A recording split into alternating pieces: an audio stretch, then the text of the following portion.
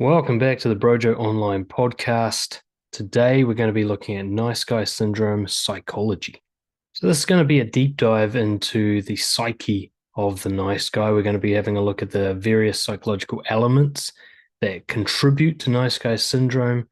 We're basically going to be looking at it from lots of different angles inside the brain. And you should treat what I'm saying like approaching a problem from lots of different angles. Some of it will apply to you, some of it won't.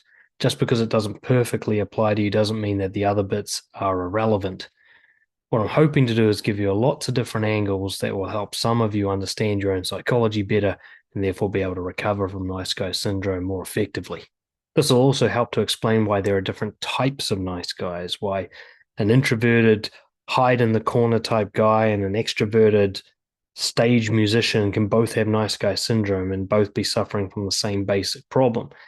We're going to see how we get to a different place or a different type from the different influences and the different psychological issues that we face. And then I'm going to try and bring it all together at the end with a general cure recommendation, the kind of thing that would apply no matter which of these things are relevant to you and which are not.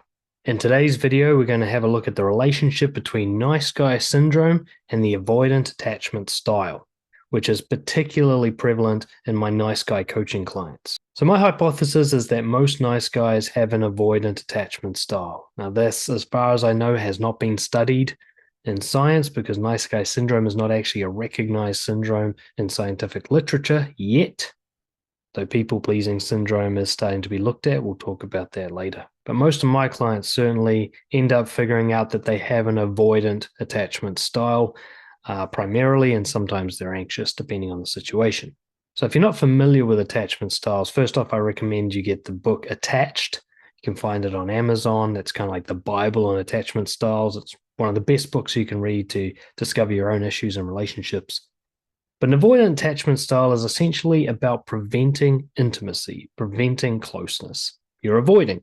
Rejection hurts a lot more when somebody actually gets to know you or gets in close or you're invested in them and they let you down. So the avoidant aims to prevent that kind of pain by keeping the wall to the castle up nice and high, keeping the door closed.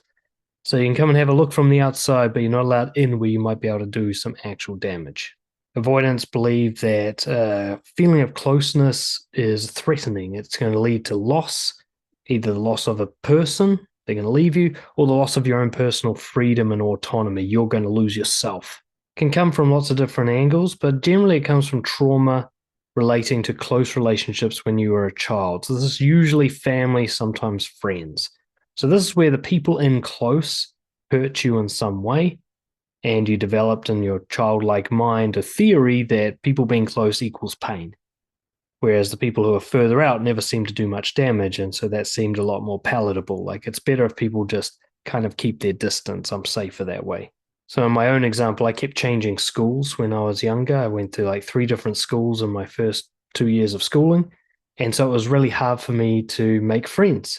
And even when I finally made a friend, it was taken away from me instantly.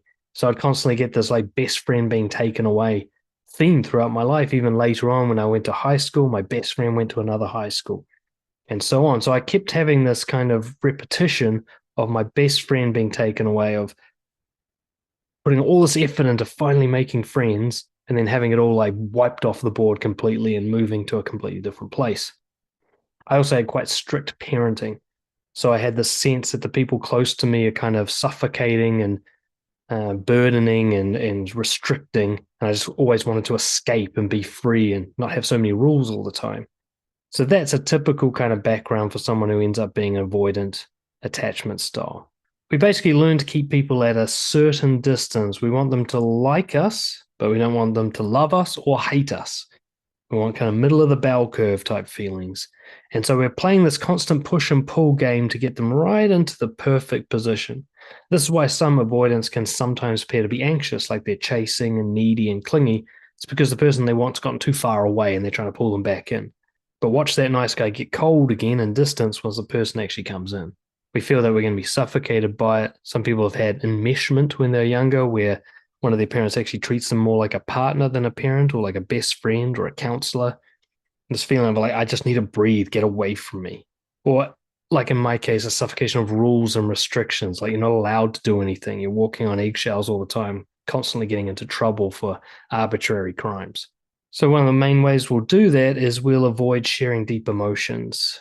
We'll put on a show, a kind of mask, performance that is designed to make you like us, designed to give you pleasure, but you don't actually get to see behind it. You don't get to see the real person. There's no investment on the part of an avoidance. You're not really getting any of the good information that you might be able to hurt me with or use against me. You'll notice you might be repulsed by compliments, both giving and receiving, because they're a form of intimacy. So you're always pushing back on anybody trying to build up a connection with you. You'll be independent and proudly independent. You like to do everything on your own. You think a job's only done right if you do it yourself. You don't mind helping others. You've got a kind of double standard about this. Helping others, no problem at all. Being relied on, being dependable, that's fine. But you needing to rely on someone else, you having your success in the hands of somebody else, that feels very suffocating and very threatening. So we generally try to keep everything we need to go well separate from other people. So we don't share, essentially. And we use things like humor, being nonchalant or uncaring, being superficial, even being crazy and antics and kind of putting on a show. All of these help to avoid a real connection forming, while at the same time are quite attractive traits to make people like you. Maybe not like you sexually, but at least think that you're pleasant to be around or entertaining to be around or fun or just relaxing to be around.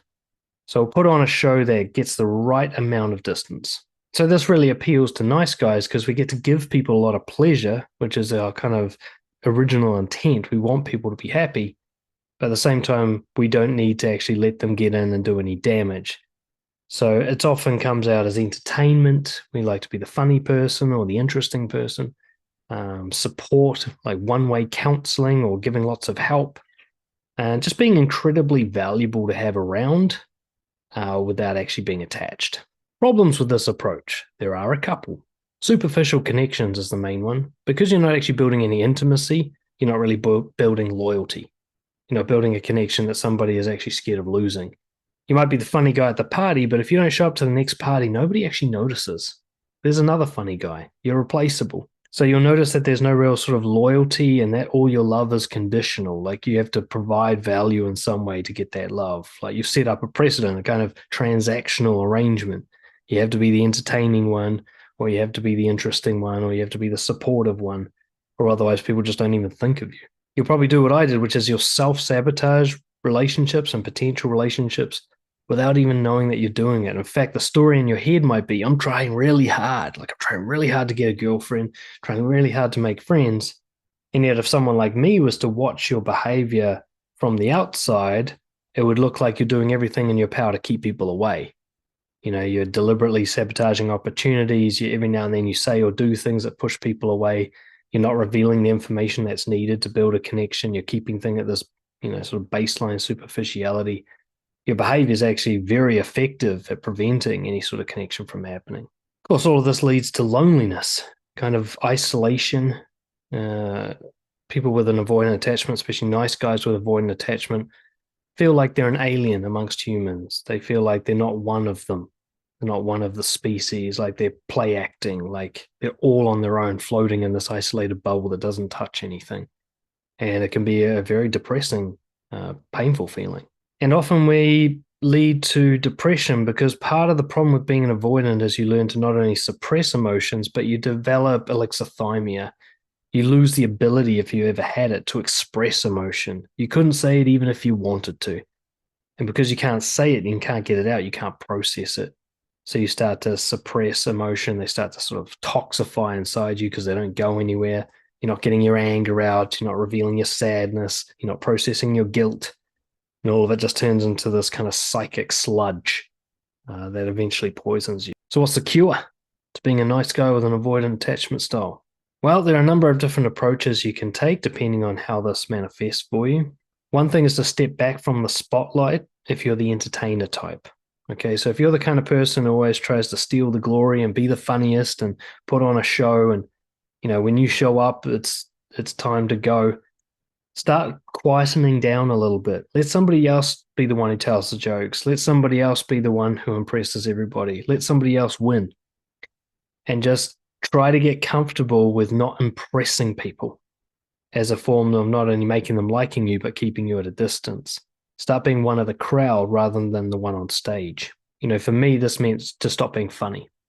There were other things I was doing. I was also very impressive, sort of at work, and I'd play in a band and so on. But for me, the big one was to just stop telling jokes all the fucking time, like I'm Chandler from Friends.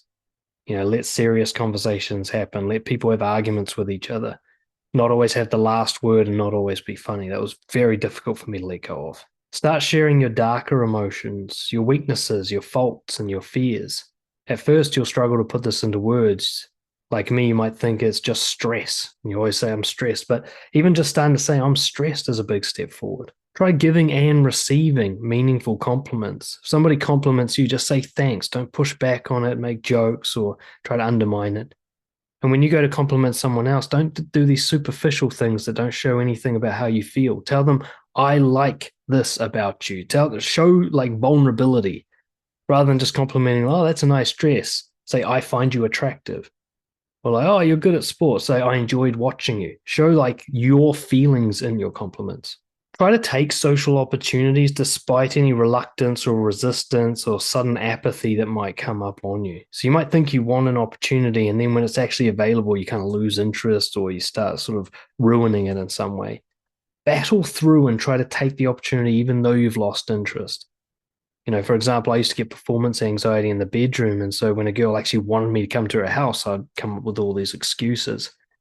And one of my biggest steps forward was to actually just go to a house knowing that it was going to be a write-off, an absolute train wreck of an experience, and going, I'm going to see it through anyway. She's going to have to kick me out of her house before I give up. And that's actually what got me through all my performance anxiety issues. Basically, what you're looking to do is let people know you, let people love you, let them hate you, and show yourself that you can actually handle that intimacy and that you will be brave enough and confrontational enough to protect yourself should you need to. And if you want more support with this, please get in touch, dan@brojo.org. We can talk about coaching. Let's take a moment to talk about nice guy narcissism. Might sound like a paradox, but the irony of people pleasing is how self-centered it is. What on the surface looks like it's about everyone else is actually only about the person doing it. It's going to be hard to see if you are one. It was certainly hard for me to see it because you constantly call yourself a nice guy. Maybe you even call yourself a people pleaser. You're constantly patting yourself on the back about how good you are to other people compared to how others are to each other. You're always focused on being good to others, so it makes sense in your head that you're the good guy and that this is about other people and you're doing it for them. It's very easy to turn people-pleasing behavior into a story about how you're altruistic and self-sacrificing and, that you're just empathetic and caring and loving and compassionate. The idea that you're narcissistic, that this is all ego, this is all about your own needs being met, regardless of the harm you do to others, it doesn't even occur to you. Why would it? Everybody else is telling you how nice you are. You're never getting feedback that you're a bad person, so why would you even look in that box, right? Well, the reason you're getting such good feedback is because you are manipulating people into giving it to you. See, what classic narcissists get wrong, sort of malignant narcissists, is they're out in the open about how awful they are. They don't try to make people like them with pleasing. They try to make people like them with guilt tripping and gaslighting and all these sort of like nasty, obvious, negative manipulation techniques. Oh, nice guys are far more devious. Nice guys will make you love them. Well, they'll make you love what you think they are, and it's all an act. See, what you don't see when you're a nice guy narcissist is how manipulative you are and how every interaction you have, you are just gears turning and calculations and forecasting and anticipation. You're highly vigilant for how people feel all the time so that you can cater what you are expressing to meet their needs and control them. And it's all about control. Nice guy syndrome, the one thing all nice guys have in common is the primary purpose is controlling people. Controlling people so you can control their feelings about you, which helps you control your feelings about yourself. Everything you do as a people pleaser is aimed at controlling other people. And if that means they must suffer, then you'll do it. Still don't believe me? Let's have a look at some of the classic manipulation techniques used by nice guy narcissists. Self-sacrifice. Kind of sounds like the opposite of narcissism, doesn't it? Like, I give my life for yours. Like the ultimate heroic act. Except what it really does is it scores social points. So you're forcing people, using their psychology against them, into feeling that they owe you something, that you're a good person, because on the surface, it looks like you're suffering for other people's gain, and it's impossible for someone to hate you for that. Actually, you're not suffering at all. You enjoy this shit.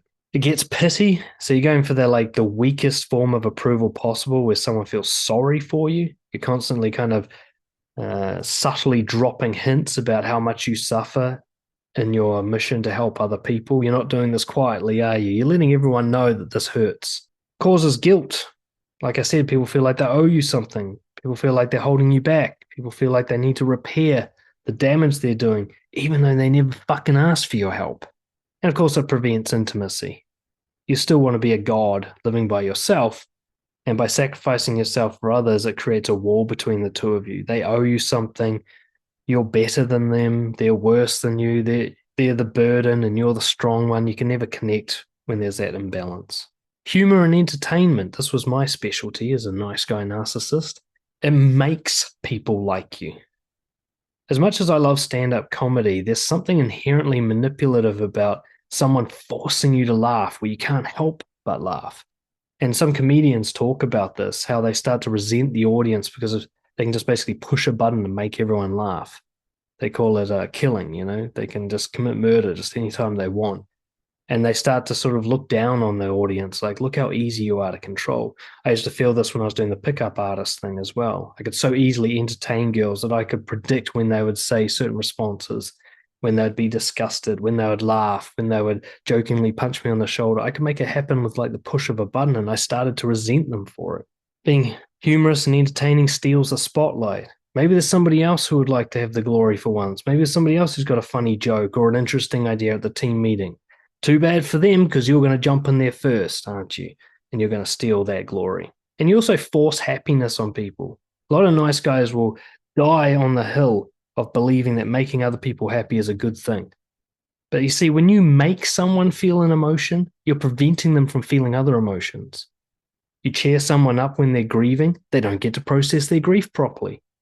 You make someone laugh when they're trying to be angry, they don't figure out what their boundaries are properly.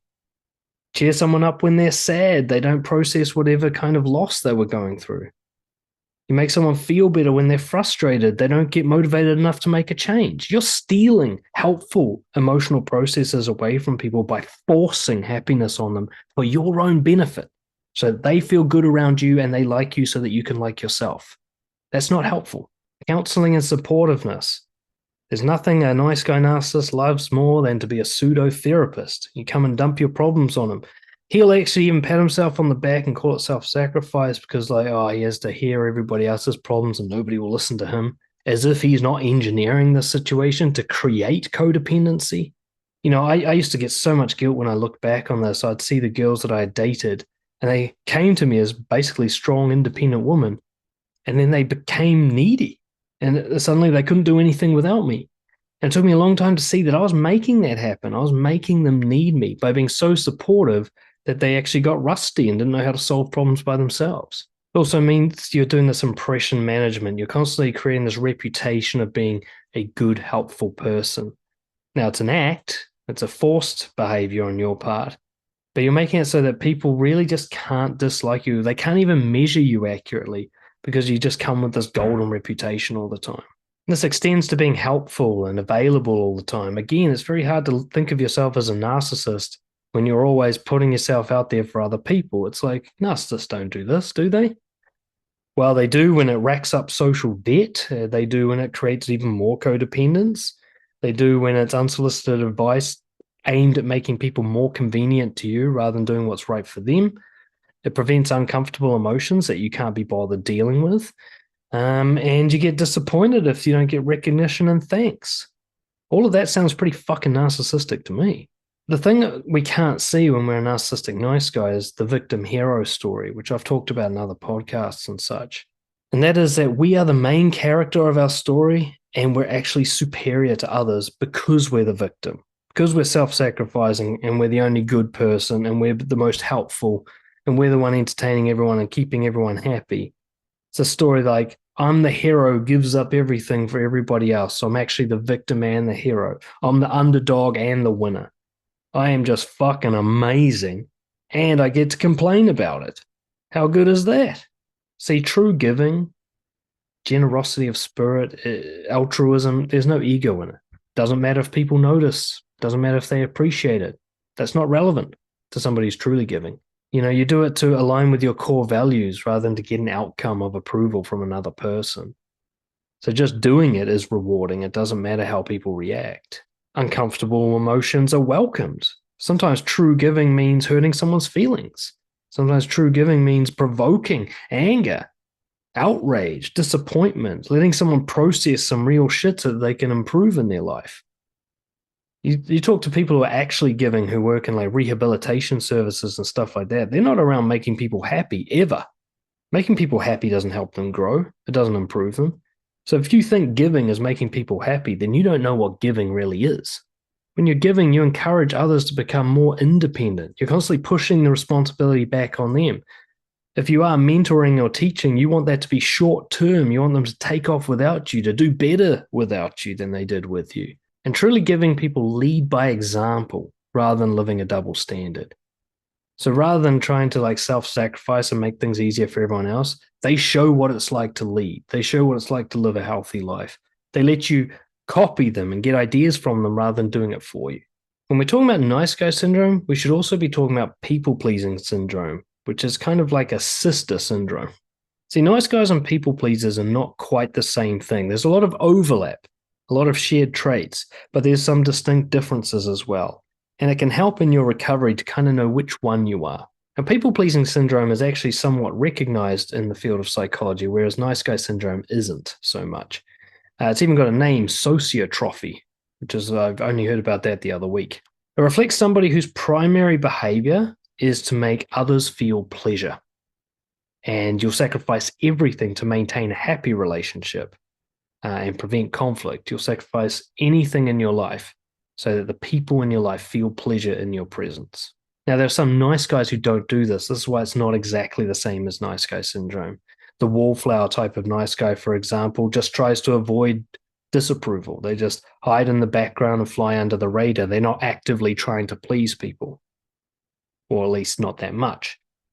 And the performer type, which is the type of nice guy I was, we're quite happy to sometimes cause controversy. We're happy to upset people as long as overall we're entertaining. I used to tell quite offensive jokes, for example, whereas a people pleaser would never dare offending anybody. One way to think of it is people pleasing is a potential symptom of nice guy syndrome. So nice guy syndrome is the overall umbrella, perhaps, but people pleasing can also be a little syndrome on its own, completely unrelated to nice guys. Or another way to think about this is a nice guy with an anxious attachment style. So previously I've talked about nice guys with an avoidant attachment style, which I believe is the majority of nice guys, and we're trying to keep people at a distance where they like us but don't love us. But there are a subset of nice guys who really want that love. They want codependence. They want never let me go, get in as close as you want. The type of nice guy who would overshare and, never try to push you away or never try to get space. They're rarer, but they do exist, and they're more likely to be people pleasers as well.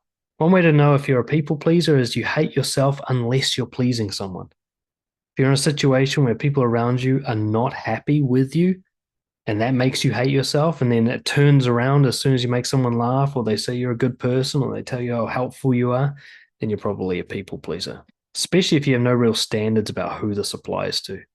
Anyone and everyone, whoever you can make happy will do. Basically means that unless you're all by yourself, if you're in any situation socially, you are constantly thinking about how to give people pleasure. It's like your top priority. You're constantly vigilant for it. You're constantly worried that it's not happening. You're always anticipating and planning how it could happen. So the basics of people-pleasing syndrome is caretaking and fixing. So this is not the same as being helpful. Caretaking and fixing is actually taking problems away from people, either preventing the person from having the problem in the first place or taking the problem away from them by fixing it. This can take the form of just being very, very helpful. So you're always reducing people's burdens. You're always self-sacrificing. You can't say no. You just, any chance you get to ease someone's burden, you're on that, no matter how much it burdens you. You're going to be quite agreeable. You're always encouraging, challenging. Oh, I can see your side of the argument. You're always trying to kind of adapt your beliefs and your worldview to make the other person feel like they've got someone on their team. You'll sacrifice honesty for consensus. So if you're in a group, you'd rather go with the group than speak out and risk some sort of, ostracism, even if that group is only you and another person. You'll be quite protective. For example, helicopter parents, where you're just hovering over people all the time to try and make sure nothing bad happens to them. Perfectionism is pretty classic. I mean, perfectionism is a kind of general pleasing approach. If I'm perfect, then everyone's happy. It's a kind of motto of the people pleaser. And wrongness comes with a lot of shame. Something being inaccurate, wrong, late, anything like that, a mistake.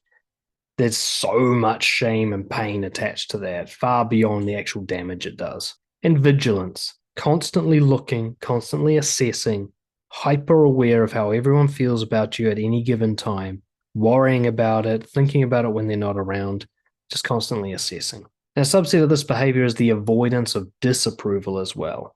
So being humble and modest, falsely so, like downplaying strengths that you actually have and never trying to outdo other people, even if you're more skilled or stronger, trying to just basically never talk about yourself in a positive way, never say or do something that might make someone feel worse about themselves. You always try to moderate conflict and play the mediator. You're hypervigilant to potential drama so you can prevent it.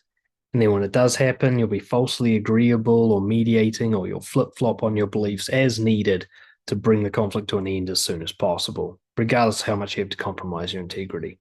You're extra careful, especially around like disappointing people, offending them. You're tiptoeing. You don't want to say anything too strong or take a position that's sort of too extreme, just in case someone in the room might be offended by that or insulted by that. You never do something that can't be undone. So you might take a stand, they disagree, and you go, yeah, actually, that's what I meant to, and you kind of reverse your position. You're always checking, asking permission, getting people to confirm and validate that you're doing the right thing and never sort of just trusting your gut instinct. So it's a horrible position to be in. You're spending all your social time anxious and vigilant, aren't you? You're constantly calculating, anticipating, correcting, trying to provide value all the time, exhausted by trying to provide so much value, so much pleasure. Your closest relationships suffer the most. People pleasers generally hurt those who they love. Because once you've got someone in and you know that you've got them and they're not going to leave you, you kind of dismiss them and you save all your energy for the people who aren't yet sort of secured. It's very common for a people pleaser to burn themselves out, pleasing people they don't even like at work, and then come home and be grumpy and distant and even a tyrant with their family. And you lose track of yourself. You're so busy adjusting and agreeing with everyone all the time that after a few years or decades, you can't even really recall what your original position on anything was. You're so used to adjusting to your environment, you don't actually know where you stand on things. And your preferences and your opinions and beliefs form who you are. If you're not in touch with those things, you're not sure what they are, then you don't know who you are. And a lot of my clients come to me in their middle age with this being the main crisis, is they kind of wake up in a sweat in the middle of the night, like, who the fuck am I? What do I even believe in? And they just don't know. And of course, all your relationships are conditional, or at least they feel conditional. You can't take a break. You can't ever be sick. You can't be depressed. You can't be real. Any of these things, if you're even slightly unpleasant for even a small period of time, you think you're going to lose everybody. So what's the cure? The key is to just stop the pleasing behaviors. That's the first and foremost thing you need to do. So identify all of your pleasing and superficial behaviors, everything you do that's designed to either make people feel good or prevent them from feeling bad, and just start phasing them out. Stop doing them, reduce doing them, pull them back when you start doing them, and stop doing it in the moment, even if you've started. Just see what happens. Take a risk. See if people really do abandon you. See if the people you love actually leave you when you're not constantly providing pleasure. What you'll notice is, yes, some people will lose interest or get upset with you. But if you look at who those people are, you've got to ask yourself, are those the people I want in my life? Are they the good ones? And in your newly freed up time, start taking care of yourself. Start pleasing you, treating yourself like you're someone else that you're trying to please. And prioritize your loved ones and yourself over complete strangers or work associates. All that effort you put into making your boss happy, put it into being a good father and a good husband and a good self. And just take a risk. Let people not like you. Let people leave. And just notice that it doesn't kill you. The world does not come crashing down. You're not a little kid anymore. You can handle it. Now, of course, you're going to be scared doing this. And if you want some help overcoming that fear and you want some more practical tips, get in touch. dan@brojo.org. I'll help walk you through it. Now, let's talk about nice guy autism and ADHD comorbidity. And that is the high correlation between nice guy syndrome and autism spectrum disorders. I have a suspicion, again, none of this is scientific because nobody studies nice guys, but there's a combination of being on the spectrum, the autism spectrum, the ADHD autism spectrum, and the desire to be a good person leading to that combination leading to nice guy syndrome. Basically, if you take autism plus a love of people, you get nice guy syndrome. So if we look at autism, what used to be called Asperger's and now called, I don't know what, autism spectrum disorder, because the Asperger's guy turned out to be a Nazi or some shit. I still prefer Asperger's. Autism usually means a difficulty understanding social cues, reading people socially, social dynamics, understanding the game, especially when you're a kid. The kid game, the Lord of the Flies thing that happens in primary school and the cool rating system, the invisible rating system that happens in high school, that stuff's just invisible to somebody on the spectrum. They have no idea what's going on. And they're unable to figure out how to play this game. When they try to be themselves, it just seems to be the wrong thing to do in this environment. They get punished for it. Or they see other people doing it and seeing them get punished for it and they go, fuck, I'm not going to do that. And so they very early on through traumatic bullying or just ostracism or just a sense of being different, they start hiding who they really are. And because the hiding of who they are and pretending to be someone they're not starts to get better results socially. And when you're a kid, social status and fitting in is the most important thing in the world. It's pretty tempting to develop the nice guy syndrome as a safe remedy to the social ostracism problem. And ADHD, which I do think is just sort of comorbid with autism at any given time, it means you've got habits and behaviors that tend to get you ostracized in a place like school. You struggle to concentrate, you get bad grades, you get into bits of trouble, you do weird things, you got habits, you're into like hobbies and stuff that other people don't understand or that they aren't cool. You struggle to pay attention. All these things are going to make things difficult for you socially. At least they're going to make things difficult for you in the classroom. And then you're going to be seen as a stupid kid or you're going to be seen as the weird kid because the teachers are punishing you, and sort of isolating you and putting you under the spotlight and so on. Again, you're going to feel the need to develop some sort of strategy to survive socially. People with ADHD and autism tend to be fixated on things that aren't popular or common. They're like weird things. They're not really interested in the popular stuff. They have odd habits. They're hypersensitive. Like I was the crybaby kid when I was, in primary school and such. And, I just seem to feel pain more than others and be more sensitive to cold and so on like that. So when you get this comorbidity, you get these different types emerge. And from the extroverted type, you get the performer and the controller types, in my experience working with clients. So these are the ones, the extroverts, they're able to figure out the game and how it's played. They're able to see the rules that everyone else seems to follow. They don't understand it. They think it's stupid, but they can see it and they can figure out how to play the game too. They kind of decode what it means to be cool and figure out how to fake it. And so if you're the performer type, you might figure out the cool thing to do. Like you might play the cool sports or play in a band or do whatever, be a skateboarder, whatever it is that's cool in your school. You'll figure out, oh, that's the quickest way to this. I'll be good at that thing. And that automatically gets me in. It's a pretty simple and effective strategy. Whereas the controller type will learn to start manipulating people. They'll start to see the game and they'll start to see how to use sort of gossip and innuendo and gameplay to put themselves at the center of things. Because people on the spectrum are hypervigilant and often have like kind of oversensitive empathy, they actually develop advanced people reading skills. And I think this actually contradicts a popular belief around autism that people can't read faces and so on.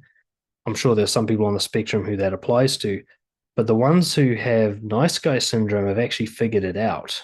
They know how to read people. They know how to at least calculate based on all the variables in a social situation how everyone's probably feeling about everyone else and everything and be able to make moves based on this information, kind of like playing chess. Of course, this performer and controller type can only really connect by being fake, so they actually feel alone all the time. They might have a couple of good friends. I was lucky enough to have some real connections. But the problem is if you're manipulating people into liking you, then they don't actually like you.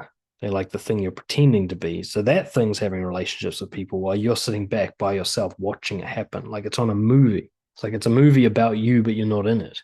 That's actually what it feels like. I'd be at parties watching myself be liked by all these people, and yet I'm not myself. I'm like, yeah, they wouldn't like this guy. They like that guy, the guy I pretend to be.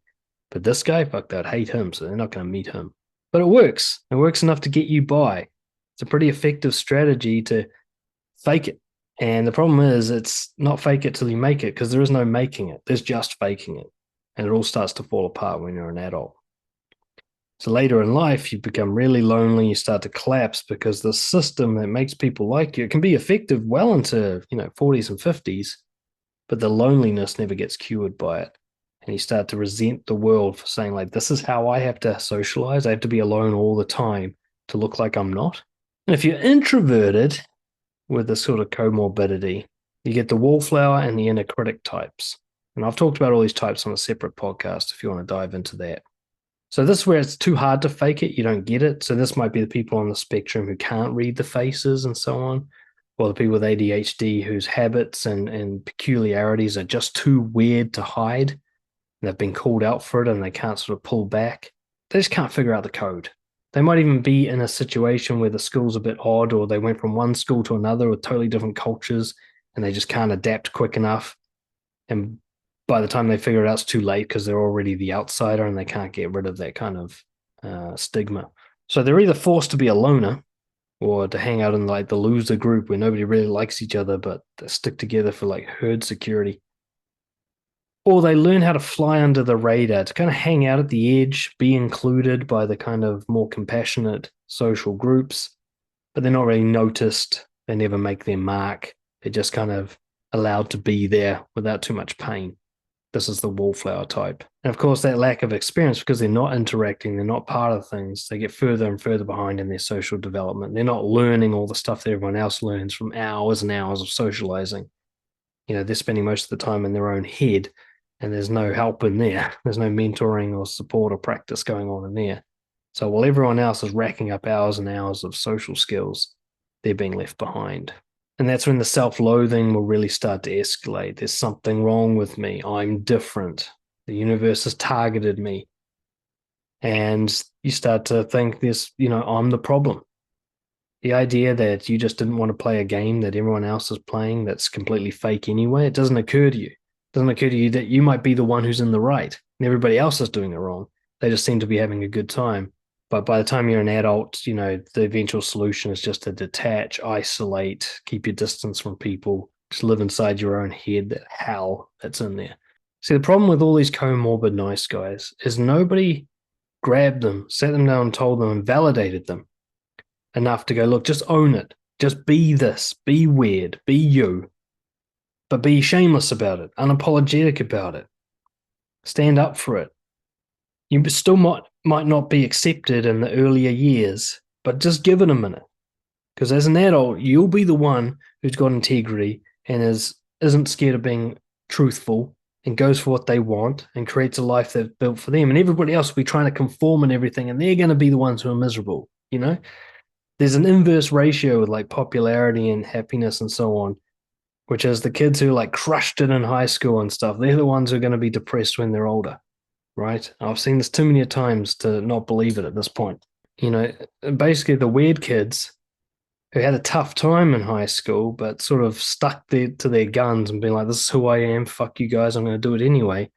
They're the ones who crush it as adults, because they've signed up to integrity early. They don't have to make a change. They just kept doing it. And integrity actually works pretty well when you're an adult. You struggle with integrity if you go to high school. But these people are comorbid, these nice guys who have autism and ADHD. Generally they kind of get the worst of both worlds. High school sucked for them, and then they're still fake as adults. And so they don't get to enjoy a win on either side of the fence. You got to understand that this is not a weakness. It's actually a strength if you know how to exploit it. If you are shameless about it and use it to your advantage, there's nothing you need to change. You don't need to join in and play the game. You can actually win by not playing. For a start, you're unique and interesting. You'll start to notice that people become stereotypes and tropes as they get older, and it's boring, it's uninteresting, it's unattractive. You don't want to stay in a relationship with it. It's superficial. Look how popular that guy recently who liked to do train spotting. He'd get all excited watching trains. Look how popular he was, because who else is doing that? Almost no one. To be unique in a world of 8 billion people is really quite an incredible feat. And when you've got ADHD and autism, you're going to be unique. And as long as you're okay with it, other people will actually find it interesting. Not everybody, but the right kind of people for you. You'll be socially intuitive in a way that other people aren't because you spent so much time trying to understand people, so much time reading people. Whereas everybody else just got along thinking that they were being liked and thinking that everything's fine. They didn't bother to learn to read other people.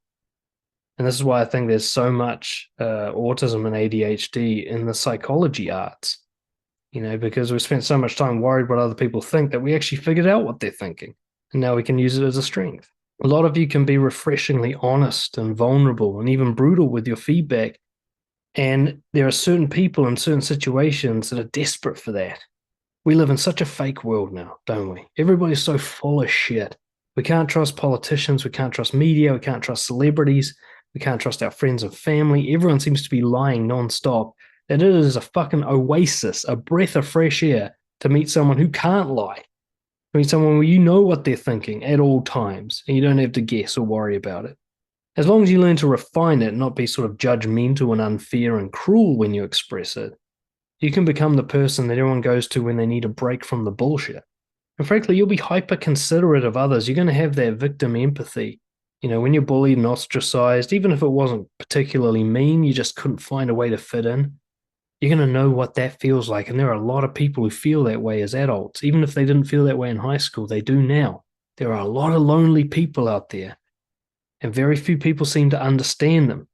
You can be the one who understands them. I mean, everything from social to business opportunities opens up for you.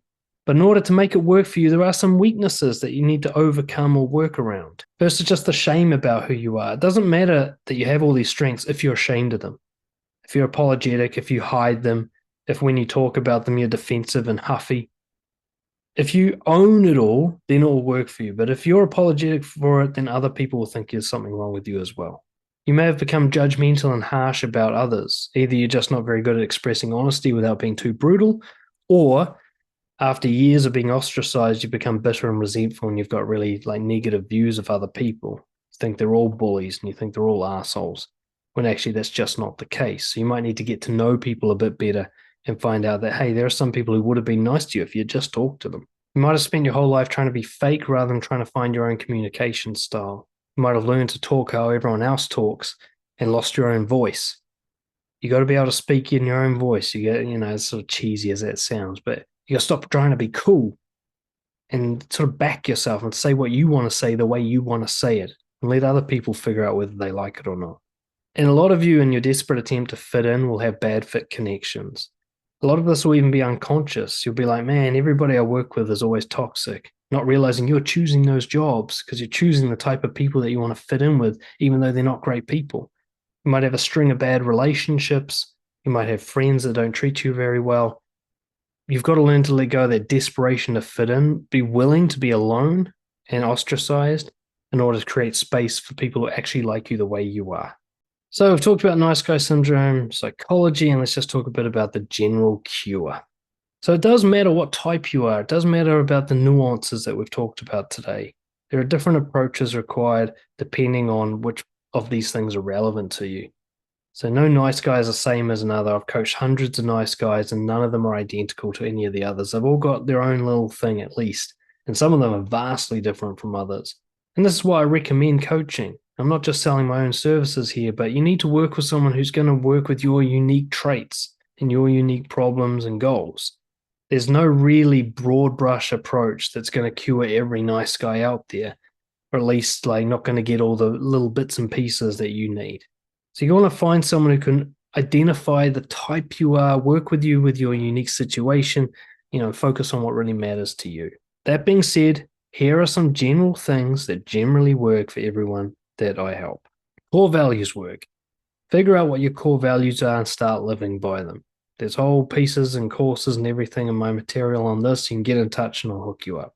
Be honest about your preferences. This is one of the things that nice guys have in common is they hide their preferences in order to fit in, be agreeable, be funny, whatever.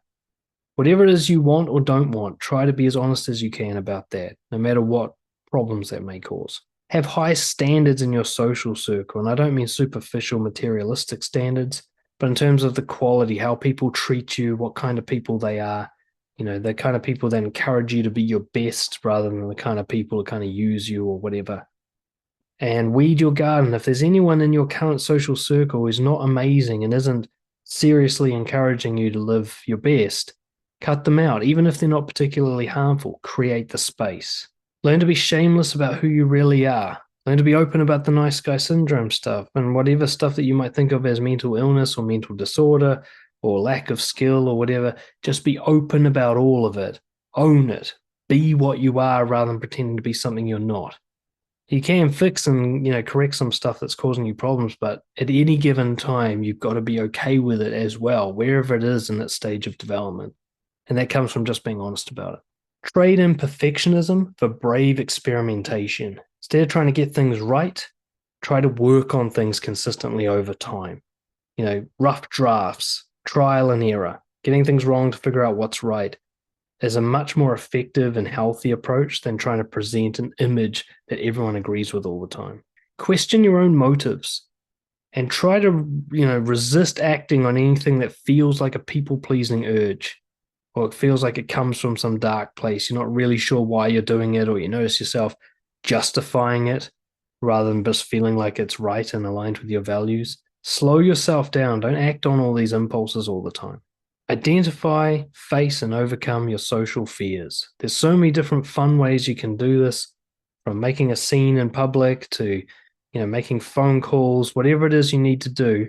If you're afraid of something socially, run towards it rather than away from it until there's nothing left to run towards. Practice giving rather than pleasing. A very simple way to do this is to take the credit out of it. So try to make other people's lives better without them noticing that it was you that did it, without you getting the glory, without you getting rewarded. Try to train yourself to enjoy the act of giving rather than the reaction.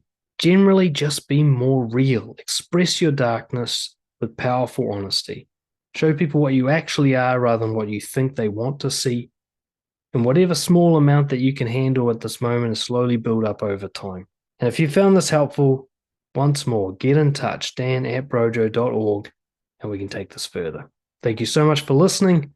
I hope that brought some sort of awareness into your life, and I'm happy to answer your questions. I'll see you next time.